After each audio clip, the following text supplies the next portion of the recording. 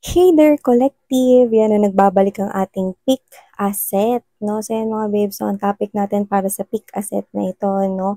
Ano ba yung mga tinataglay ng iyong future spouse? At kung kasal na kayo ngayon, no, tingnan ninyo kung siya ba tong tinutukoy na ito. Mamaya, sa iba pa pala kayo nakalaan. Or kung sino man yan, no, kung may person man kayo, no, alamin ninyo kung ito ba yun, mga tinataglay niyang katangian or what. Okay, sa inyo mga babes, no, especially kung single ka, no, syempre welcome ka rin dito, no, alamin mo kung ano yung mga posibleng maging katangian, tinataglay, baka may behavior, or may personalidad na mabanggit dito. Okay? So, dalawa lamang ito, no, mag-focus kayo. Pwede ninyong i-pause ang video na to, no, kung ayaw ninyo kung marinig na dumaldal. Kayo mag-alala, bibigyan ko kayo ng oras, no, para ako ay magbigay sa inyo ng katahimikan. Yan, no, para mas makapag-decide kayo. Okay, ito ang set A over here at ito naman ang set B right here. So, yun nga mga babes, no, you may pause this video for a while and then piliin ninyo kung saang set ang mas tinatawag ang inyong atensyon.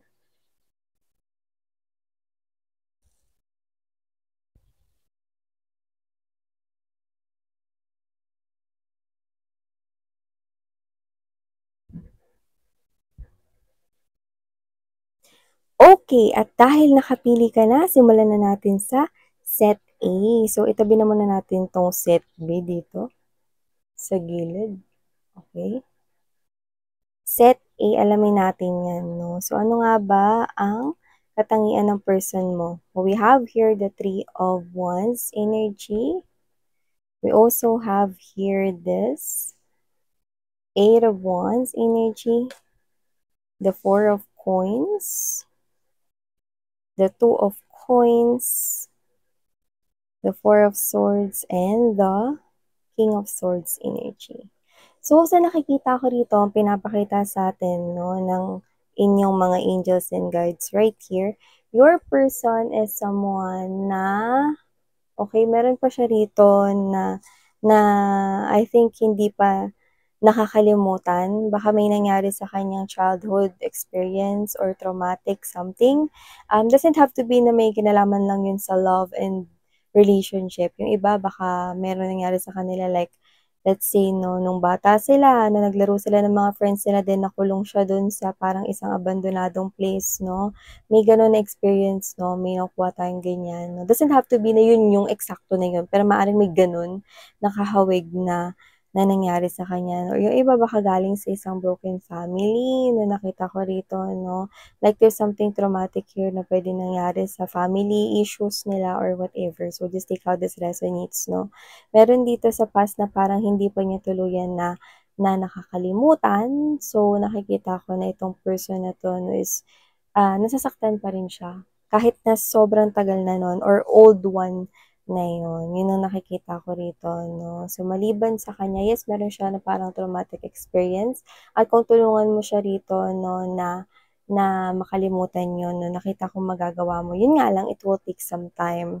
Kasi this person here needs to be that someone na dapat siya yung makatulong sa sarili niya talaga ng bongga.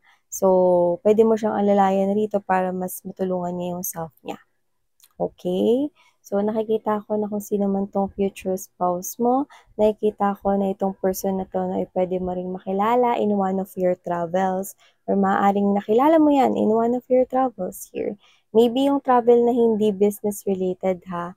Pwedeng nagbabakasyon ka lang because I'm seeing someone here keeping it chill, relax. Pwedeng ikaw ay nagpunta sa beach, staycation, or nagpunta sa other country, relax lang, bakasyon-bakasyon, pasyal-pasyal, yan. So, you could be meeting this person here, there. Maybe this person here is someone na pwedeng nagwo-work doon. Maybe this person here is someone no, na lokal doon. So, whatever the case may be, this person here, you will probably meet him or her at the same place and at the same time, nandoon kayo sa parehas na lugar at parehas na oras ng pagkikita na ito. Yan. Doesn't have to be grand na first pa lang meron na agad talk or whatever, no? Pwedeng magkaroon pa lang that you bump into each other, you you cross each other's path or nagtama yung paningin ninyo, yan, no? May eye contact, ganon.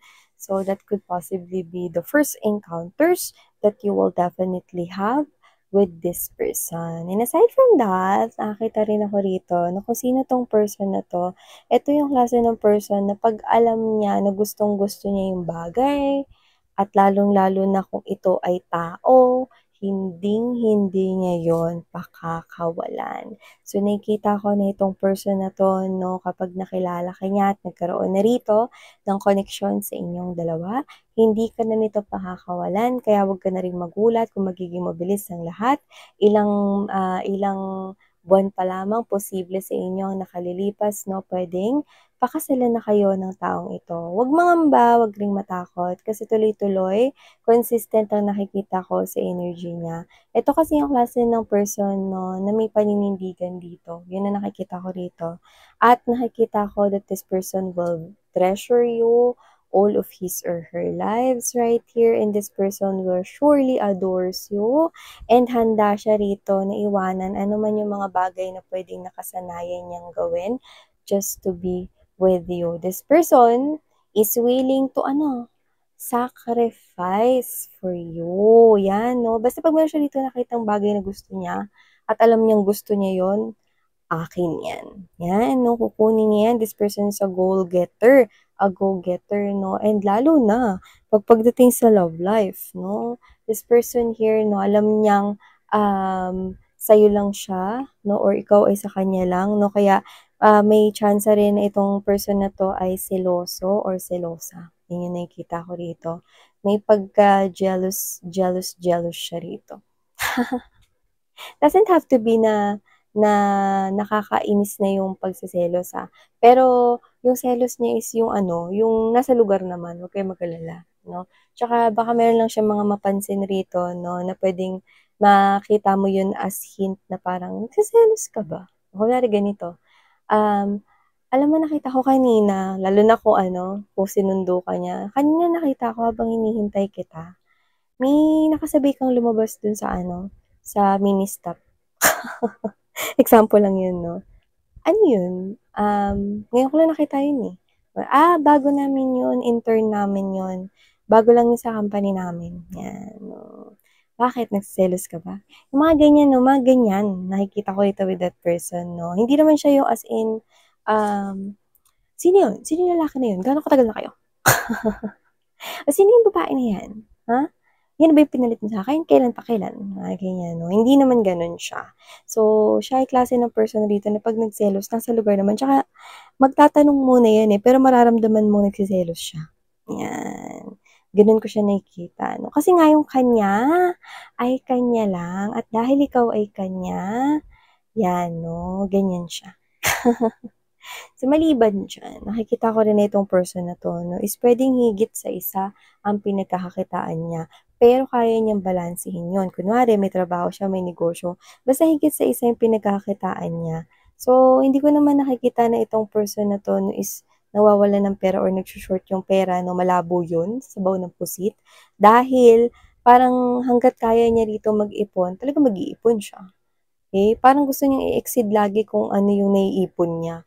So, mapursige itong tao na 'to 'no, at nakikita ko na kaya niyang balansehin yung oras niya sa'yo, oras niya sa mga trabaho niya rito 'no. Kasi di ko alam kung trabaho ba yun or ta's may sideline pa siya or racket dito or baka marami siya ritong negosyo, 'yan 'no. So, kaya niyang pagsabay-sabayin yun lahat. Kaya niyang i-time management rito ng maayos yung mga dapat niyang gawin 'no. Kaya hindi mo rin naiisip or hindi mo maiisip rito na parang, busy siya kasi maglalaan rin siya ng oras sa'yo. Parte ka ng kanya ritong araw-araw 'no, 'yan. Maliban diyan 'no, nakikita ko rito 'no, na itong person mo is someone na very siya, pasensyoso siya 'no. So, siya yung klase ng energy na nakikita ko rito na hindi basta-basta magagalit. At siya rin yung klase ng energy dito na may posibilidad na may pagka-introvert siya or baka gusto niya lang sa bahay, homebody, ganyan. Ayaw niya lang na lumalabas 'no, lalo na pagkagastos, 'yan 'no, mas gusto niya mag-ipon kaysa lumabas. Yun yung nakikita ko sa energy niya 'no. So, kung sino man 'tong person na 'to 'no, puwedeng isa siyang homebody, puwede siya rito na klase ng energy na hindi gala or whatever 'no. Pero hindi ibig sabihin nun, na hindi niya gusto mag-travel. 'Pag magta-travel siya, gusto niya mag-travel siya, pero hindi yung sunod-sunod na travels, okey? May parang pagitan or may palugit 'no, para 'pag nag-travel siya, alam niya na mabibigay niya sa sarili niya or mapo-provide niya sa sarili niya lahat ng kailangan niya sa travel. Kung gusto niyang bumili ng mga pasalubong or souvenir, whatever 'no, like kasyang-kasya, like hindi niya kailangang magtipid. Gano'n ko siya nakikita, pinaghahandaan niya lahat ng travels niya, 'yan. At hindi 'to ano, hindi siya mabarkada, maaaring konti lang ang mga kaibigan nitong person na 'to 'no, pero solid sila 'no. Maaaring nagkikita-kita ito ng mga madalas, sabihin natin, kunwari sabihin natin twice a month, 'yan 'no, or consistent 'yun 'no. Kung hindi man makapagkita ngayong buwan na 'to, name-make sure na magkikita-kita silang mga magkakaibigan next month. Gano'n ko nakikita yung samahan niya with his or her friends. At kung sino 'tong person na 'to 'no, mahaba yung pasensya niya. Okey, lalo na pagdating sa'yo, makikita mo 'yan 'no. At kung sino 'tong person na 'to 'no, 'pag hindi mo pa siya nakita, or hindi mo pa siya nakikilala, maririnig mo sa kanya na medyo matagal siyang naging single, bago siya ulit nagkaroon ng relationship, which is yung sa inyo na, 'yan. Maliban diyan, nakikita ko rin na ang iyong future spouse ay medyo maikli lang siyang magsalita. Medyo tipid siya magsalita 'no, for others of them 'no, pero seryoso siya when it comes to this relationship, this love and romantic relationship na meron kayong dalawa. Doesn't have to be 'no, na na porket tipid siya magsalita na hindi mo na nararamdaman na love ka niya, na hindi gano'n. Yung tipid siya magsalita pero straightforward 'no, yung ramdam na ramdam mo na parang parang kunwari ganito 'no, "Bakit ko ba sasabihin sa'yo na ano, na ganito, kung kaya naman kitang pakasalan bukas." Yung mga parang ganyan, yung parang, maikli lang pero meaningful. Hindi na kailangan ng sobrang haba, hindi gano'n yung nakikita ko sa kanya, eh. Pagka siya nagsalita, isang bagsakan lang or isang sentence lang pero kinikilig ka na, yun yung nakikita ko sa'yo, 'no. Like sinabi niya lang rito na ano, na, "Wag kang magpakapagod, sunduin kita mamaya." Yun lang yung sinabi, 'di ba?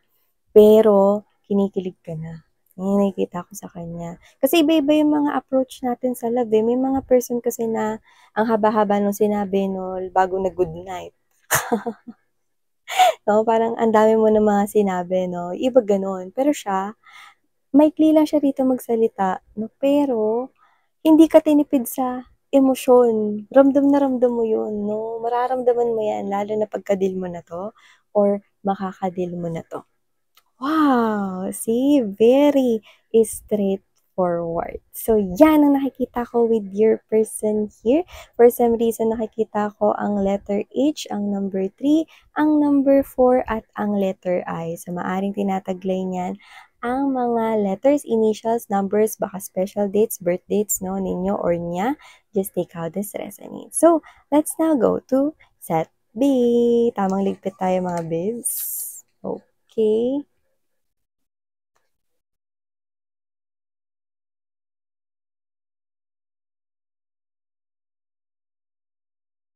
Hi, Set B. Ngayon ay simulan na nating halungkatin. Ano ba 'tong mga katangian, behaviors at puwedeng mga ugali ng iyong, um, future spouse or ang iyong magiging asawa right here. Ilatag na muna natin. We do have here the Six of Cups, Seven of, Coins energy or Pentacles, the Ten of Coins. Wow. World card, Strength card, and the Seven of Cups. So, unahin na natin 'no, yung pinakaunang mensaheng nakita ko here. Nakita ko na itong person ninyo is puwedeng mapili siya sa pagkain. So, kung sino man siya, posibleng hindi yan kumakain ng gulay or kung kumakain man ng gulay yan, like kunwari sitaw lang, kalabasa lang, yung mga ganyan, bilang lang sa daliri ninyo, 'no? So, nakikita ko rito 'no, na puwedeng mapili rin siya sa ulam, sa pagkain. May mga pagkain rito na, um, parang sasabihin mo na i-try niyong kainin pero sasabihin niya na, "Ay hindi ako kumakain niyan baby." Gano'n. So, medyo choosy siya pagdating sa mga foods, pero yun lang naman yung nakikita ko ron, 'no. Pero sa mga activities kahit hindi niya pa na-try, willing naman siya na mag-try dun. Pero sa pagkain, ewan ko, meron siyang pagkain na 'pag ayaw niya talaga. Sabihin natin kunwari ayaw niya ng ampalaya, ayaw niya talaga, gano'n. So, whatever the case may be, yung nakikita ko. Pero 'pag nag-try kayo ng kunwari ano, try natin 'tong ano, Breakout Manila. Itong zombie run, try natin 'to, ta's hindi niya pa na-try 'yun, tapos, takot siya sa mga horror or what, ta-try niya pa rin 'yan. Basta yung pagkain lang yung parang hindi siya super willing na i-try, ewan ko. Yun nakikita ko rito. Kunwari hindi niya pa na-try sumakay sa space shuttle ng Enchanted Kingdom, 'di ba? Ta-try niya yun, okey, kaya niyang i-try yun. Pero 'pag sa food, mukhang medyo mahirap siya ritong pakainin, 'yan. So, whatever the case may be, maliban diyan, ang person mo puwedeng pinanganak 'no, na silver spoon, okey? So, nakikita ko rito 'no, na puwedeng bago siya pinanganak, ang parents niya ay may magandang life na. Like mayaman sila, like pinanganak siyang may kaya na talaga yung pamilya nila. Whatever the case may be, nakakaangat-angat sa life ang pamilya niya. Pero hindi yun minana ng parents niya, kundi pinaghirapan yun ng parents niya. Okey? Pero huwag kayong mag-alala kasi kahit laki siya ritong mayaman or kahit na laki siya rito 'no, na parang marangya na agad yung buhay nila, tinuruan sila ng parents nila 'no. May mga kapatid siya rito, baka nga galing 'to sa malaking family or sabihin na natin na dalawa lang sila magkapatid, sabihin natin nun maximize na yun na for others. Yung iba puwedeng big family, pero yung iba puwedeng dalawa lang sila magkapatid pero alam mo yun, meron pa ritong silang ibang mga kasama sa house, baka kasama nila sa house yung relatives nila, ganyan 'no, may gano'n tayong nakikita here 'no. Pero yun nga, yung yaman ng pamilya nila 'no, ay pinaghirapan ng kanyang parents, kaya maganda yung buhay nila rito. Pero tinuruan sila rito kung papaano, kumilos 'no at, tumayo sa sarili nilang paa. So, 'pag meron silang mga bagay na gusto, pinaghihirapan nila yun. Like, "O kailangan ma-perfect mo yung exam, para bigyan ka namin ni daddy ng ganito or ni mommy ng ganito." Ganyan 'no. So, lahat ng bagay pinaghihirapan. Para dun sa mga ano, hindi naman agad-agad na parang, mataas agad yung posisyon niya kung may kumpanya man sila or whatever 'no. Siya ay parang what's that? Parang pinag-probationary muna dun sa parang posisyon like as staff, ganyan 'no, mga gano'n. Sa mababa muna pinagsimula, gano'n ko nakita. Kaya itong person na 'to 'no, may disiplina po 'yan at hindi 'yan yung energy na mayabang dahil mayaman sila, hindi siya gano'n 'no. Wala 'to sa teleserye. So, nakita ko 'no, may pagkapapahalaga sa pera 'to at alam niya na lahat ng trabaho ay dapat pagkitaan at masarap sa pakiramdam na pinaghirapan mo yung kinita mo. So, gano'n ko siya nakikitang tao rito 'no, kahit mayaman siya or kahit may kaya siya, nakikita ko rito 'no, na punong-puno siya rito ng disiplina, 'yan 'no. So, maliban diyan 'no, nakikita ko na itong person ninyo ay hindi siya rito naglalaan ng oras sa walang kuwentang bagay. So, I think pero hindi naman, dahil dun wala na siyang social life 'no, or wala na siya ritong mga, bagay na ginagawa na pampa-relax, hindi gano'n. Ibig lang sabihin, 'pag meron siyang, ekstrang oras or 'pag may oras siya, nilalaan niya yun sa alam niyang meron siyang makikita or meron siya ritong mabe-benefit 'no, yun yung nakikita ko rito. Kunwari, instead of, um staying at home, doing nothing 'no, sa kanyang rest day, pupunta yan dun sa place kung saan puwede niyang gawin yung hobbies niya or yung interest niya. Kunwari playing tennis, okey, or go volleyball, 'di ba? Or ano man 'no, anong gagawin niya, magluluto or pupunta sa isang seminar, manonood ng concert, gano'n 'no. So, nakikita ko 'tong person na 'to 'no, na yung mga pinaglalaanan niya ng oras, yun yung mga bagay na magpapasaya sa kanya. Gano'n ko siya nakikita. So, parang instead na patayin niya yung time niya by doing, nothing at home, ginagawa niya yun na makabuluhan by giving to those things or to those hobbies na alam niyang may interest siya. Yan, yung nakikita ko, no, from this person here. And aside from that, no, nakikita ko na posible na nagkita na kayo noon. Hindi sa inyong past life, kundi puwedeng nung magkababata pa kayo, wala kang kaalam-alam na kapitbahay mo pala siya dahil di siya lumalabas ng bahay or ikaw yung di lumalabas, or puwedeng, dahil bata pa kayo 'no, hindi mo matandaan na siya pala yung naging kapitbahay mo or nakalaro mo na minsan. May gano'n tayong nakikita dito. O yung iba naman 'no, hindi mo alam na schoolmate pala kayo 'no, na sa iisang school lang pala kayo nag-aral ng elementary or high school, wala kang kaalam-alam 'no. Like meron kayo rito na pinagsaluhan na isang parte ng history ng buhay ninyo ngayon, okey? Lifetime ninyo eto kung kailan ako nagsasalita, eto 'to, itong ating lifetime ngayon. Nagkaroon na kayo ng encounter ng tao na 'yan 'no, malay mo nakasabay mo pala siya sa pila ng ayuda. May gano'n 'no. So whatever the case may be, magkakaroon kayo ng encounter or nagkaroon kayo ng encounter na nitong person na ito, and you will definitely hear it coming from this person like, "Ha? 'Di nga. Hala katabi lang pala ng classroom namin ng classroom niyo? Sinong teacher niyo?" 'Di ba? So whatever the case may be, may gano'ng gulat effect. Meron kayong history na pala nitong person na 'to 'no, pero yun nga 'no, parang naging extra kayo 'no sa part ng life niyo nung bata-bata pa kayo or nung time na yun 'no, parang naging extra kayo. Ta's ngayon magiging isang extraordinary, 'yan 'no, extraordinary na pala kayo, 'yan 'no, sa tagpong ito. Taray, new chapter ninyo 'no, hindi na kayo strangers at hindi na rin kayo rito magkatabi lang ng bahay or magkatabi ng classroom or whatever. Okay. So, maliban diyan 'no, yung iba for some reason ha, pinsan pala siya ng friend mo, yan. Kita natin here, okay. So, kung sino man 'to, nakikita ko rin dito na posible na foreigner yung kadil ninyo or may hap siya. Kung wala, tumira na yan sa ibang bansa, puwedeng hindi lang siya tumagal dun. Okay. So, puwedeng nag-aral siya sa ibang bansa, bumalik din dito, doesn't have to be foreigner, pero yung iba, foreigner ang kadil ninyo or itong future spouse ninyo. Nakita ko na siyang tumira sa ibang bansa pero saglit lang or parang di naman nagtagal 'no.